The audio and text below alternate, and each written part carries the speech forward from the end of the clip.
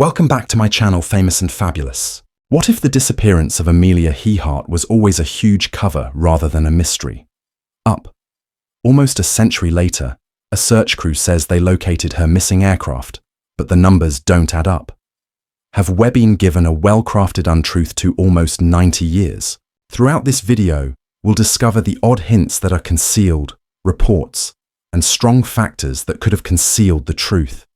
Stay put, as what you're going to hear may alter everything. Amelia Earhart rose to international fame in 1928. Sensation, by becoming the initial female fly across the Atlantic Ocean. She was dubbed a pioneer in the headlines. The audiences applauded her accomplishments and referred to her as a hero. However, Amelia didn't felt heroic. "I was just baggage, similar to a bag of potatoes," she said, reporters. Then she was unable to even operate that specific aircraft because she had no idea how. However, the world honored her as the female Lady Lindy. Amelia and Charles Lindbergh grinned for the cameras. She gestured from the balconies and took flights between towns in borrowed aircraft since she was enmeshed in a whirlwind advertising campaign created by George Putnam, her future spouse. But in the background, she kept fighting a depressing sensation because none of it was fair to her. But she took advantage of the publicity. Putnam scheduled her for various lectures, received commercials for baggage featuring her face, and even released a book that she authored. Amelia had a plan, and not taking pleasure in her fame status might put a halt to those plans. Then she and Putnam put everything in danger. Amelia secured a contract with McCall's magazine, but with her intended dough, the transaction's proceeds wouldn't be sufficient. She required more. Likewise, with her Putnam sold her photograph to Lucky with her approval. Get rid of cigarettes. But when the McCall's magazine caught the wind, removed a significant feature because it was not expected of honourable ladies to support tobacco. Amelia desired to make use of the funds she received to sustain an expedition to the South Pole for Richard Evelyn Byrd. She had to stay firmly evident in the aviation community due to she had had enough of being a passenger. She promised herself that she would likely to be the first female to incredible feats in flight. She pledged personally she planned to do a number of solo flights. Only a few months after the press, known as Lady Lindy, she at last received just behind the controls. Additionally, after she did, and she couldn't be stopped, she flew alone across the North in August 1928. She made history by traveling to and from America on their own terms. She had no co-pilots, but only her willpower, and it was sufficient. She continued honing her abilities. While elite pilots may already, she was born to fly, you see. Then she arrived, largest test to yet. 1929 saw Amelia join the first ever air derby for women, which was a race between Ohio and California. It known as the Powder Puff Derby, it was Rogers' will. However, even though the name might sounded adorable, but the race was anything but. 20 ladies made it through the race, collisions and engine failures, and even Ruth Nichols, Amelia's friend, flipped her plane on the runway when she collided with a tractor. Still, Amelia persisted, completing the heavy plane in third place, Aviation. This was no ordinary triumph. For Amelia, it served as a reminder of her. Being famous wasn't merely for show, but that she possessed the necessary skills to be considered, to be among the finest pilots living. Amelia didn't recognize her accomplishment for herself. To her, it resembled clearing runways for all ladies. Following the women's, Amelia referred to her colleague as Air Derby, female pilots, and established the 99s. This association of female pilots offered consolation and encouraged the cause of women in flying. She became the group's 1930s first president, and this was only the start of her support for women pilots. Because she could fly, the advertising campaign that she and Earhart are running, her assistance to Richard, and her other contributions to aviation, she developed greater more than a famous person. She was now a living legend. Women turned to stare at her for the clothing she marketed. They wished to don her gowns and act like her. Various companies persisted in wish to work with her and her initials. AE developed into a potent emblem. Amelia remained focused in spite of status. There was only one item on her, and it was to fly, to encourage flying, encourage women to become competent pilots, and additionally encourage more women to embrace flying as methods of transportation. Thus, when she took hourly as an associate editor at Cosmopolitan, she advocated for aviation's acceptance and encouraged women to pursue careers as pilots. Because too, her endeavours at transcontinental Cosmopolitan Air, she was hired by Transport to promote air women's travel in 1929. She was then employed by Luddington Airline to assist them in organising the first regional shuttle service from New York to Washington, D.C. Aircraft firms persisted in requesting her services, and she was named by National Airways as their vice president. Her renown in the aviation sector kept expanding, and she eventually became an official in 1930.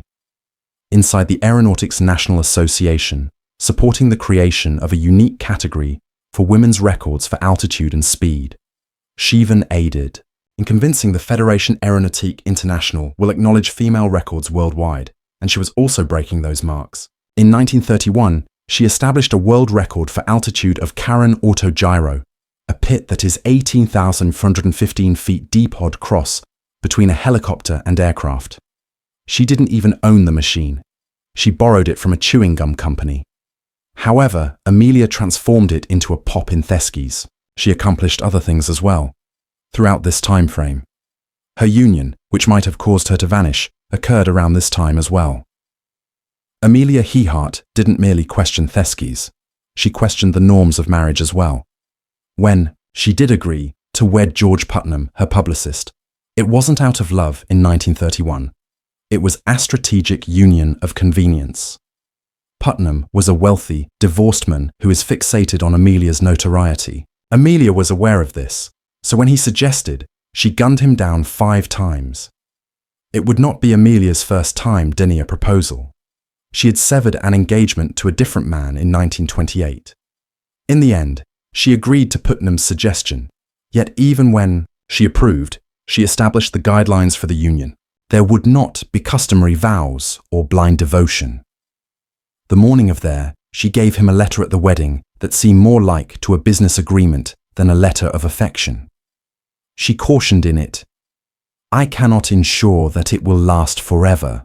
The restriction of even a visually appealing cage. She refused to adopt his name. In fact, when reporters attempted to contact her, she only chuckled, "Mrs. Putnam." Nevertheless, George swiftly discovered that he would be referred to as Mr. He-Her. It wasn't only her and Putnam. Husband. He served as her supervisor, her promoter, and the creator of several her endorsement agreements. Therefore, he was aware of how she earned a lot. Critics claim he saw dollar indicators that other people noticed a trailblazing lady seeking the future. Amelia informed her spouse that she didn't want to deal with him, companion. However, George had no intention of losing his hold so effortlessly. He waited as a result. And this makes us question, when Amelia disappeared during her, was that the last flight around the world, only a plane accident? Or did it exist? What else is happening behind the scenes? Something more sinister, something more purposeful. Amelia didn't want to marry, but to seize the opportunity. Ever since that potato, she had been chasing sack ride over the Atlantic. In 1932, on May 20th, Amelia took, departing from Newfoundland's Harbour Grace in her Lockheed Vega 5B with a single, engine goal. She intended to fly alone, continuously travelling to Paris across the Atlantic, similar to what Lindbergh did 5 years prior. She had no desire to become Lady Lindy. Showished to be the woman Amelia Earhart accomplished what most others couldn't. That despite the difficult circumstances, Amelia was more resilient. She took a 14-hour flight and 56 minutes in icy conditions, darkness and malfunctions in the machinery. But due to mechanical malfunctions, she had to alter her plan, and rather than, she landed on a countryside in Paris, Ireland's north. Her landing was Cecil King and T observed. Sawyer. And when a farmhand saw her, he inquired about how far she had flown. And Amelia, full of pride, met his gaze and uttered, "From America." After saying that, she eliminated the doubtful shade that had plagued her ever since 1928. Now she was the first female pilot, traveling alone, continuously across the Atlantic, and not a sack of potatoes. That flight was worth Distinguished Flying Cross to her, the Gold Medal, and France's Legion of Honor, the National Geographic Medal Society. However, despite her trembling writing with President Hoover's hands reading, and having dinner with the First Lady, Eleanor Roosevelt, wasn't content. She had a new goal now. In spite of this goal, her new accomplishment and resurgent notoriety, she continued to be a strong supporter of women pilots. When the Bendix Trophy race in 1934 prohibited female competitors, Earhart refused to let Mary Pickford, a movie star, fly.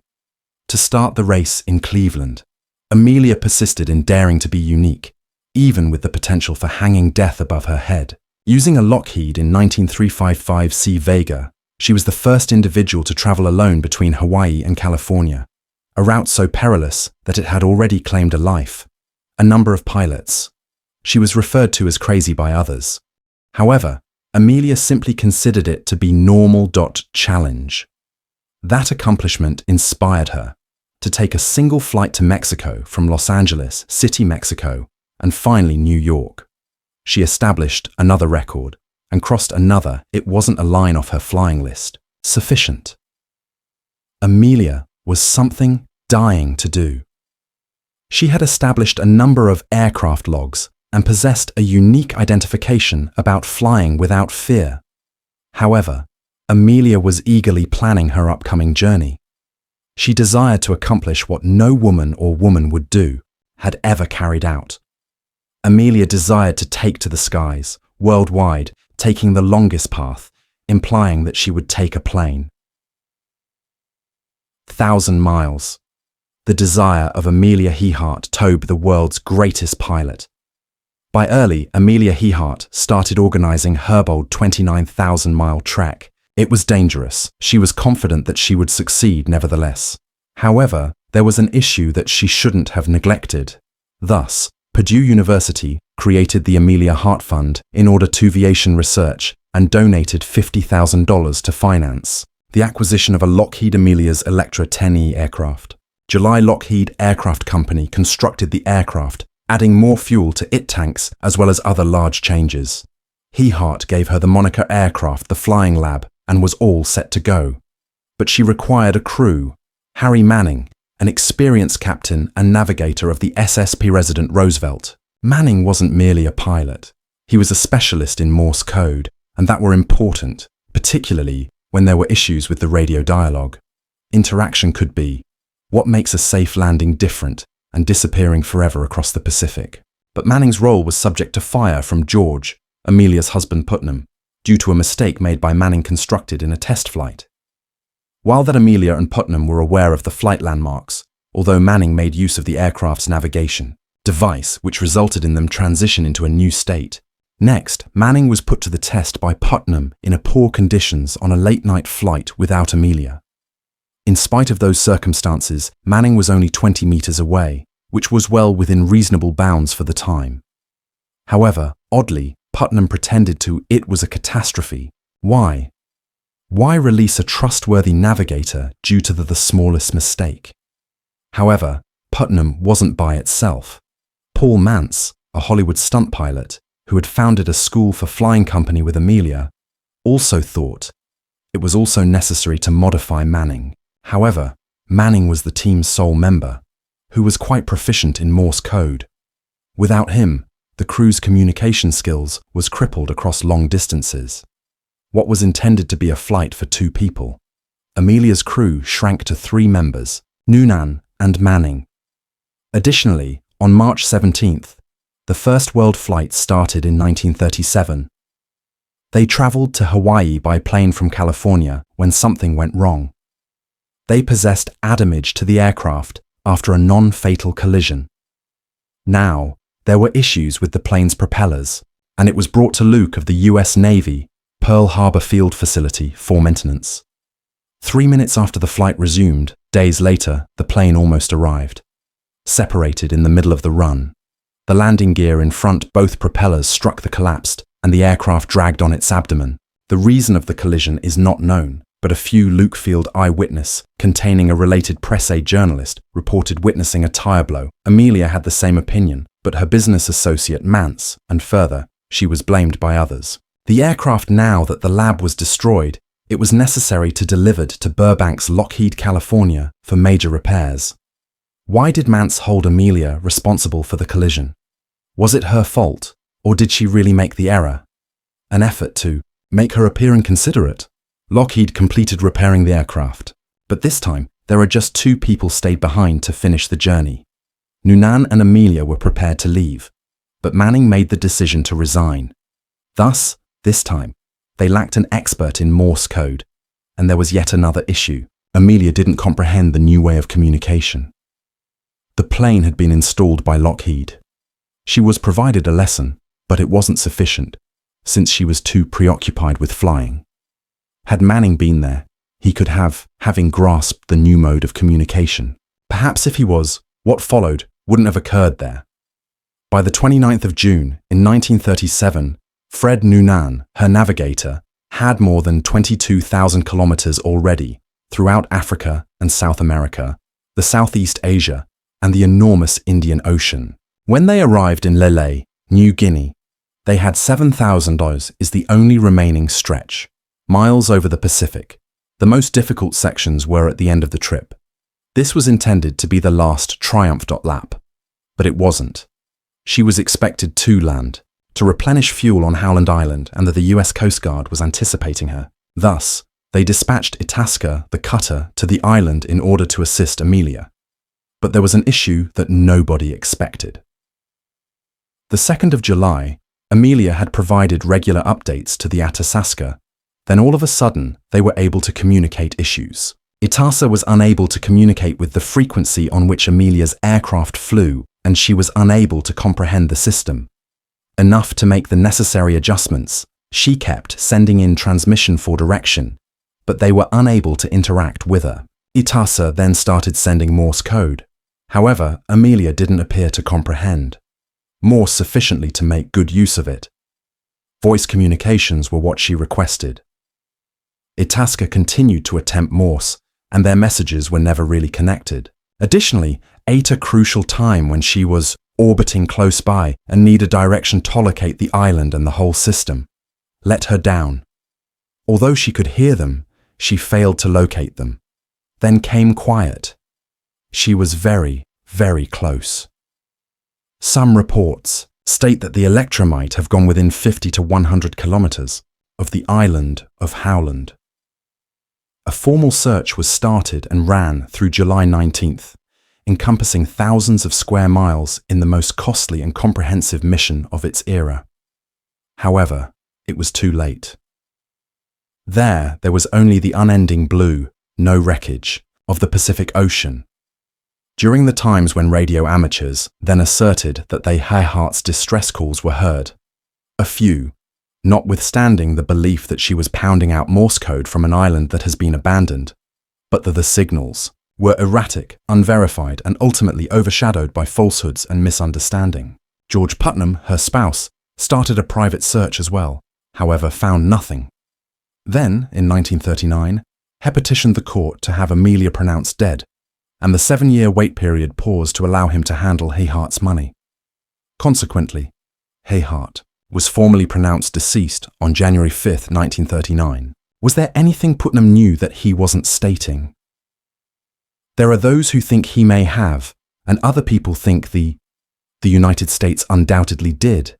But a cover-up was requested by superiors because Amelia was an American spy who used the journey around the globe to assemble data for the US. Marshall Islands residents asserted they observed the pair in Japanese detention, and a documentary from 2017 might have verified this. 2017, a history. A shocking revelation was made in a Channel documentary.